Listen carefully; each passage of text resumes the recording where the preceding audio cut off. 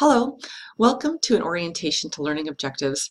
This is the second video in the Introduction to Pharm 523 and Pharm 533 series.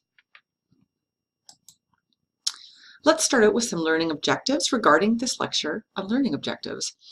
By the end of this lecture, I'm hoping that you will be able to describe what a learning objective is, including its definition, purpose, components, and proper format. That you will be able to discuss the theory of Bloom's taxonomy in the revised version, including cognitive processes and types of knowledge, and how it applies to developing learning objectives. Also, by the end of this lecture, you should be prepared to create well-developed and actionable personal learning objectives. So, what is a learning objective? A learning objective is an outcome-based approach to learning. It's a statement of what a learner is expected to know, understand, or be able to demonstrate after completion of a process of learning. The major components of a learning objective are a verb or action and an object, which is usually a noun. The verb is the action associated with a cognitive process that the learner will attain or be capable of, and the object describes the specific knowledge, attitude, or skill the learner will construct.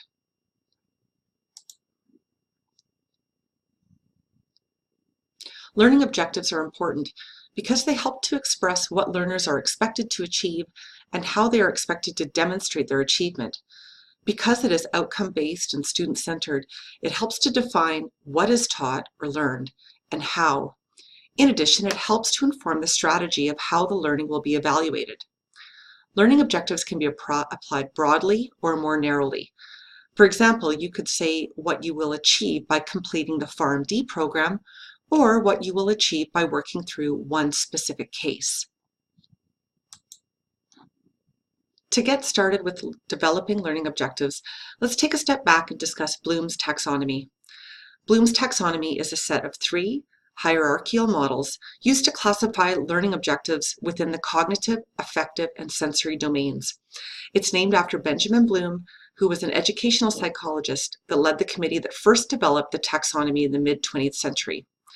Bloom's taxonomy was updated in 2001 by Lauren Anderson.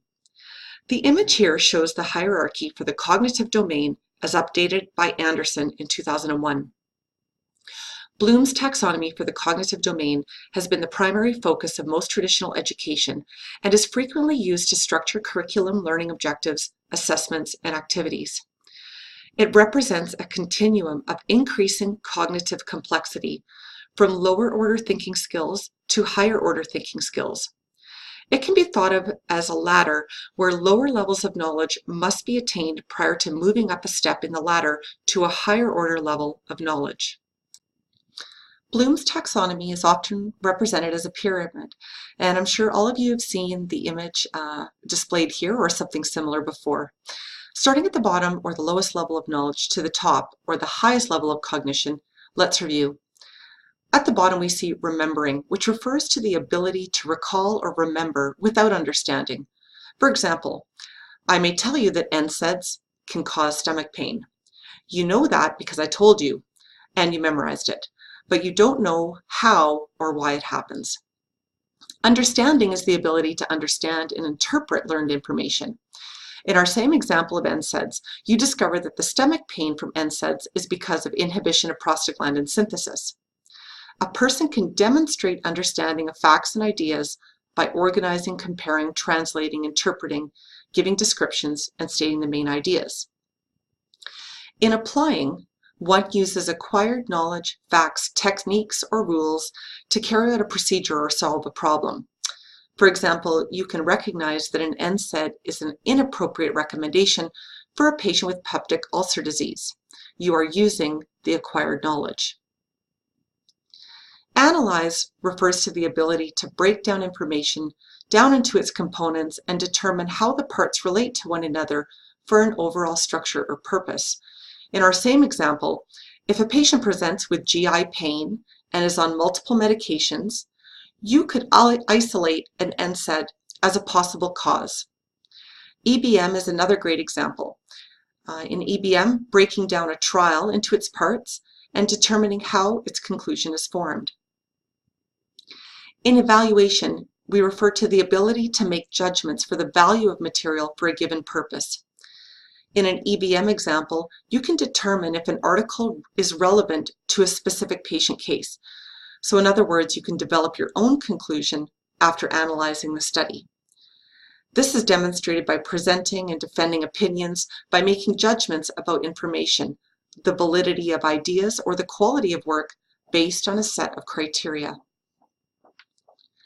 In creating, we refer to putting various elements of knowledge together to form a coherent whole, or reorganizing the elements to develop a new pattern or structure. An example here, thinking back to our original NSAID example, would be developing a comprehensive care plan for a patient who has osteoarthritis in the setting of peptic ulcer disease. Going back now to the components of learning objectives, as you recall, the first essential component is a verb. Here are some examples of verbs that generally describe a demonstrable action associated with the levels of cognition. At the bottom, remember, you'll see words like collect, define, describe, duplicate, examine, identify, as well as others. Understand is classify or clarify. In application, we're going to see things like demonstrate, organize, show, interpret. Analyze, some of the verbs that often describe this are appraise, compare and contrast, differentiate, investigate, or relate. In evaluate, often the verbs that you may see will be things like critique, defend, justify. And at the creation level, you'll see assemble, design, generate, plan, or produce. This is a very short list of verbs. A more comprehensive list of verbs will be available to you in eClass. Let's go a little deeper now. One of the modifications made in Anderson and Krathwohl's revised Bloom's taxonomy from 2001 was the intersection of cognitive processes with the types of knowledge, or the knowledge dimension. Knowledge can be categorized as factual, conceptual, procedural, and metacognitive. Factual knowledge refers to the knowledge of specific facts and details. Conceptual refers to understanding principles, theories, models, or classifications. Procedural refers to knowledge of specific skills or techniques or algorithms. And the metacognitive is strategic knowledge. It's an awareness or self-knowledge, and a knowledge that takes into account conditions and contexts. When we think about the knowledge dimension and the cognitive process dimension together, we can recognize that the Bloom's taxonomy hierarchy is not actually that black and white. Something that is procedural knowledge may not be more complex than a series of intricate factual details. This illustration provides a three-dimensional depiction of the way these two dimensions intersect and what an appropriate verb may be to describe a specific type of cognition as it relates to a specific type of knowledge. This illustration here is available to you on eClass. A common strategy for developing learning goals is using the SMART format. SMART is an acronym that provides guidance and criteria to formulating objectives or goals. S stands for specific. Goals have to be specific enough that they are clearly understood and a plan to achieve them can be developed. It needs to be clear what needs to be done. M is for measurable. A person must be able to demonstrate the learning and performance. Or, in other words, the performance must be observable or overt. For example, a common pitfall is developing a goal to understand something. Understanding something is not observable. In order for a goal to be measurable, it must be formulated so that the performance can be measurable. So instead of saying, I will understand why NSAIDs are contraindicated in peptic ulcer disease, it's probably better to say, I will summarize the rationale for not using NSAIDs in the presence of peptic ulcer disease. A stands for attainable. Goals must be appropriately challenging for the person or the learner or for the learning group so that they have the opportunity to learn and the opportunity to achieve the learning goal. R stands for relevant. Goals need to be relevant and meaningful to the learning group or to the person in order for there to be commitment. And finally, T stands for time-bound or timeliness. A SMART goal must specify when the results will be achieved. Examples of this would be adding words like by the end of this module, or by the midpoint of my XED rotation, or something like that. Another common pitfall in developing learning objectives is a misunderstanding between learning activities and learning objectives. A learning activity is an activity, strategy, or resource that a learner engages in or utilizes to help them to achieve a learning goal. Examples of learning activities include things like reading, studying, practicing a skill, or doing an assignment. A strategy I can suggest to avoid this pitfall is adding the phrase, I will be able to, or the learner will be able to, prior to the verb in a learning objective. For example, I will be able to explain the rationale for avoiding NSAIDs in a patient with peptic ulcer disease. Another nice strategy is to think about the activities as the words that would come after the learning objective by adding the word by. For example, I will be able to explain the rationale for avoiding NSAIDs in a patient with peptic ulcer disease by reviewing the pharmacology and adverse effects of NSAIDs. Here's another example where we put all of the pearls I just suggested together in this example. So the learning objective would be justify a pharmacotherapy regimen for managing osteoarthritis in an elderly patient. If we add the timeline and the preamble and the learning activities, we will get, by the end of this module, I will be able to justify a pharmacotherapy regimen for managing osteoarthritis in an elderly patient by reading the guidelines, critically appraising the primary literature, and writing a summary document. In Pharm 523 and 533, you will be asked to create and submit your own personal learning objectives, or LOs, for each clinical topic. These are meant to be individualized, so give consideration to your existing or prior knowledge and its cognitive complexity, and what your desired level of knowledge and cognitive complexity will be at the end of this module. A short time after you and your classmates submit your personal LOs, or personal learning objectives, the case facilitator will make their LOs available for the class. Each student in the class will be assigned 1 to 2 LOs and will be expected to create content to address the LO.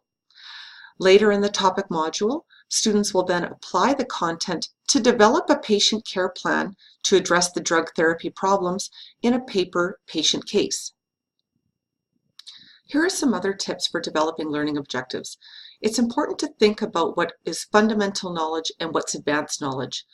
There might be some things where a lower level of knowledge is required, or in some cases, fundamental knowledge must be developed at the beginning of the case so that advanced knowledge can be developed throughout the module. Fundamental knowledge could be an area where it's not the main focus of the case, or where you're building on previous knowledge. It could be some basic elements that you need to know in order to work through the case. And it really is referring to Bloom's levels of remembering or understanding. An example would be, of a learning objective would be, summarize the efficacy and safety of ACE inhibitors for management of hypertension in CKD. On the other hand, advanced knowledge is referring to knowledge that is in the higher cognitive domains. So these would be required for areas where it is the focus of the case, or areas where the available evidence supports the use of key pharmacologic agents to manage a disease, and it requires analysis and evaluation of the literature. These are the Bloom's levels of apply, analyze, or evaluate. An example here would be justify blood pressure treatment targets for an adult non-diabetic, non-dialysis CKD patient using evidence from the primary literature. Finally, let's look at some do's and don'ts in writing learning objectives. For the do's, be specific and include the following: a description of what's going to be achieved, the conditions under which the outcome will be demonstrated, and the quality or the level of the performance. Challenge yourself with learning objectives in the higher categories of Bloom's taxonomy. So verbs from apply, analyze, evaluate, and create. A few don'ts. Don't use vague terms. You want to avoid words like to know or understand, learn, be familiar with, or review. You need to be able to know how it's going to be achieved. Also, avoid complicated sentences, as this can help to minimize confusion. Thank you so very much for listening to this recorded lecture. Now that we are finished, you should be able to describe what a learning objective is, including its definition, purpose, components, and proper format. You should be able to discuss the theory of Bloom's taxonomy, including cognitive processes and types of knowledge, and how it applies to developing learning objectives. For next steps, you should now be in a position where you feel ready to create well-developed and actionable personal learning objectives. Prior to Spring Institute, you will be asked to prepare some personal learning objectives about a topic. I look forward to meeting you in person and talking more about learning objectives. Thank you so much.